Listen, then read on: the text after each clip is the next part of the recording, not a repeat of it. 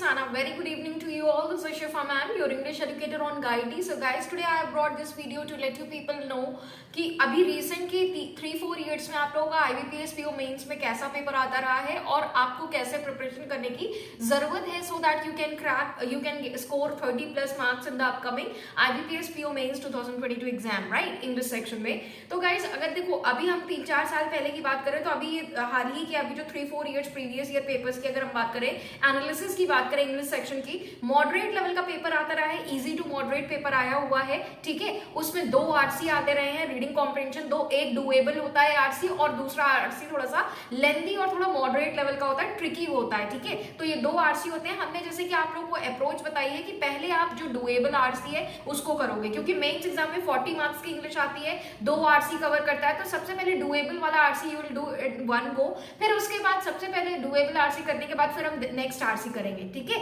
इसके बाद गाइस आप लोगों का देखा गया मिसस्पेल्ड एंड इनअप्रोप्रिएट वर्ड्स आते हैं, डबल फिलर्स आता है, पैरा कंप्लीशन पूछा हुआ है एग्जाम में। ऑलरेडी हम इवनिंग 8 PM क्लासेस में आप लोगों को ये सारी चीजें करा रहे हैं, ठीक है। पैरा कंप्लीशन भी मैंने कल की क्लास में कराए हुए थे, आप देख सकते हो कल वाली क्लास बहुत अच्छे लेवल के पैरा कंप्लीशन मेंस के लिए कराया हुआ है। और गाइस हमने डबल फिलर्स की भी बहुत सारी क्लासेस कराई हुई है, इवन आपको 8 PM वाली क्लासेस में रेगुलर भी हम डबल फिलर्स करा रहे हैं जो कि एग्जाम में पिछले सालों में पूछे गए हैं। तो आपको उसी तरह से अप्रोच करना है, ठीक है।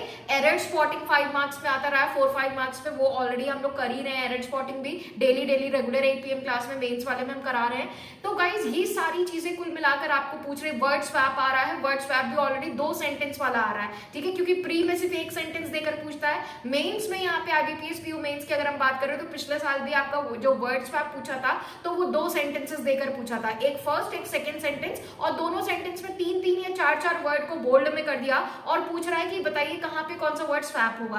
फर्स्ट और सेकंड स्टेटमेंट दोनों में मिलाकर स्वैपिंग हो सकती है। इस तरह के क्वेश्चन आपके PO मेंस में आते हैं, ठीक है, चाहे वो SBI PO मेंस हो चाहे वो आपका IBPS PO मेंस हो। तो गाइज इस तरह की क्वेश्चन भी मैंने कल की क्लास में भी कराया है और पिछली जितनी 8 PM क्लासेस मेंस वाली कराई है तो उसमें ये भी क्वेश्चन हमने डेली बेसिस पे भी कराए हुए हैं, क्लियर। तो गाइज 8 PM क्लासेस में आप लोग जरूर जुड़िए, बिल्कुल वर्थ है जो हम आपके IBPS PO मेंस के लिए ले रहे हैं। रेगुलर जो हम 20 क्वेश्चन आपको करा रहे हैं एग्जाम लेवल के, ठीक है। इसके अलावा गाइज अगर हम आपके अप्रोच की बात करें तो जैसे कि every time I tell you people कि सबसे पहले तो आप लोग एग्जाम को अप्रोच कर रहे हो मेंस के लिए, जिन जिन लोगों का प्री क्लियर हुआ है, तो आप लोग इंग्लिश सेक्शन का सेक्शनल मॉक जरूर दीजिए, ठीक है। जो बच्चों ने ये बात मानी है उनको फायदा मिला है, ठीक है।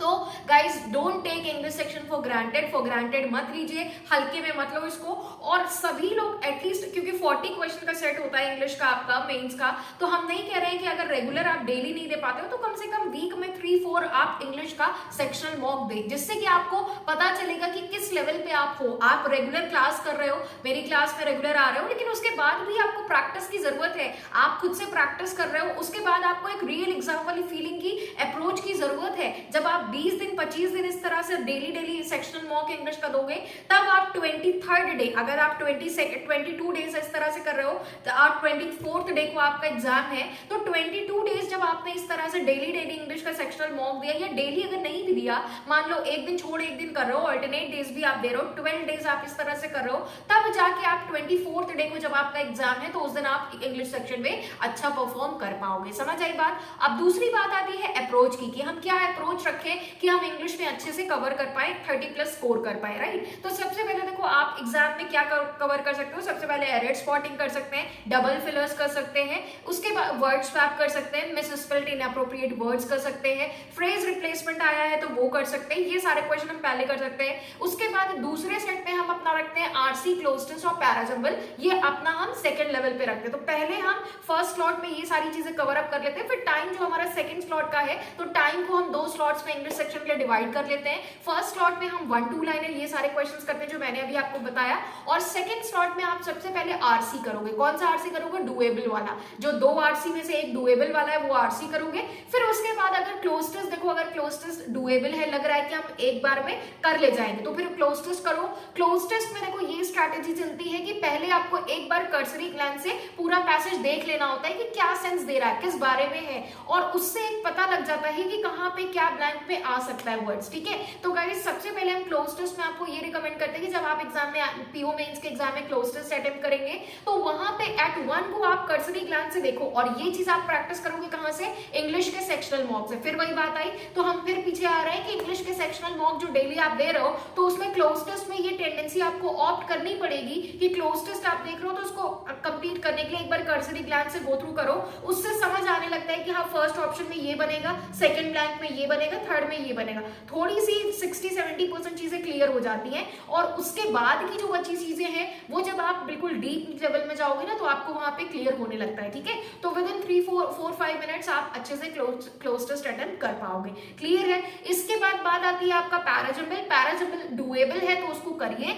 डुएबल नहीं है तो आई वुड रिकमेंड कि उसको स्किप करिए। फर्स्ट और लास्ट सेंटेंस कर ले तो आप, बहुत अच्छी बात है। फर्स्ट और लास्ट सेंटेंस करने के बाद आई वुड रिकमेंड कि आप उसको स्किप कर दो, ठीक है। और इसके अलावा गाइस आपको डिस्क्रिप्टिव में भी बहुत अच्छा परफॉर्म करने की जरूरत है। 80-90% आप स्कोर कर सकते हो डिस्क्रिप्टिव में। मान लो मेंस में इंग्लिश में आपने 28-29 अटेम्प्ट की, ठीक है, एक्यूरेसी के साथ किया है तो बहुत अच्छा किया है आपने। उसके अलावा ज्यादा से ज्यादा अपनी पूरी टेंडेंसी आप लगाइए, अपनी पूरी स्किल्स लगाइए डिस्क्रिप्टिव में, ठीक है। डेली डेली आप डिस्क्रिप्टिव में ऐसे लेटर राइटिंग की प्रैक्टिस करो और simple word, simple grammar, simple vocabulary को यूज करने की टेंडेंसी रखिए। ये नहीं कि बहुत कॉम्प्लेक्स सेंटेंस लिखना है या बहुत ज्यादा टेंशन में आ रहा है कि मैम हमें वोकैबुलरी नहीं आती है, वर्ड्स नहीं आता है, कोई दिक्कत नहीं है, ठीक है। Try to use simple words, try to frame simple sentences and even try to use simple grammar, right? Simple past, simple present, simple future, इसको यूज करना है, that's enough, that's more than enough, I can say, ठीक है। बस अपने thoughts को clearly express करना है, बस जो टॉपिक आया है टॉपिक को टू द पॉइंट लिखना है, चाहे लेटर हो चाहे ऐसे हो, बात समझ आई। और अगर ऐसे है तो पॉइंट्स में लिखोगे तो वो ज्यादा बेहतर होगा। तो ये सिंपल वे में हमने क्लैरिफाई कर दिया आपके सारे डाउट, सारी क्वेरीज को कि किस तरह से गाइस आप 30+ स्कोर सकते हो और बिल्कुल स्कोर करोगे। Definitely my wishes are with you people. Thank you everyone for watching this video. अगर वीडियो पसंद आया तो लाइक एंड शेयर जरूर करें। Thank you everyone, stay tuned with me only on Guidely YouTube channel. Free classes every day, Monday to Saturday 12:30 PM English session for SBI clerk prelims exam and evening 8 PM session for upcoming IBPS PO mains 2022 exam.